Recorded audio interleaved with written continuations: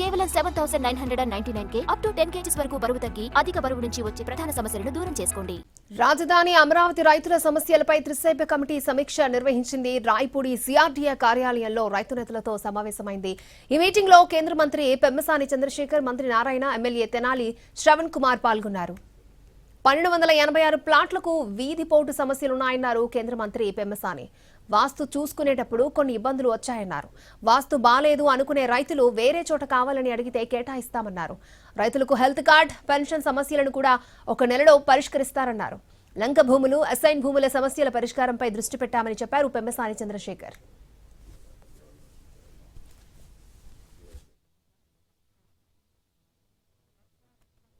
గ్రామ కంఠాల్లో ఇచ్చిన భూములు, జరీబు, నాన్ జరీబు భూములపై దృష్టి పెడతామన్నారు మంత్రి నారాయణ.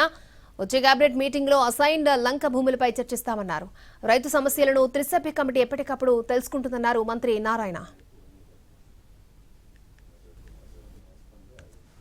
డిజైన్ చేసినప్పుడు చాలా మందికి ఈ ల్యాండ్ కూడా గవర్నమెంట్కి వస్తుందని చెప్పి ఇందులో ప్లాట్స్ వేశారు.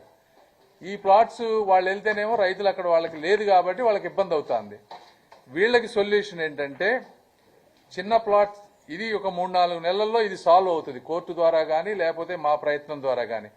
ఎవరైతే రైతులకు ఇక్కడ అలాట్ అయిందో ఇది మంచి ప్లేస్ కాబట్టి వాళ్ళు 3-4 నెలలు కనుక ఓపికగా ఉండగలిగితే అక్కడే ఉండండి, మేము సాల్వ్ చేసి పెడతాం. లేదు మాకు ఇమీడియట్గా వేరే దగ్గర ప్లాట్ ఇవ్వండి, మేము అమ్ముకోవాలో లేకపోతే ఇంకోటి చేయాలని అనుకుంటే ఆ విలేజ్ పక్కనున్న విలేజ్ నంబర్ 1, అక్కడ కనుక లేకపోతే ఆ పక్క విలేజ్ లో స్మాల్ ప్లాట్స్ అయితే లాటరీ ప్రకారం తీసి ఇస్తారు.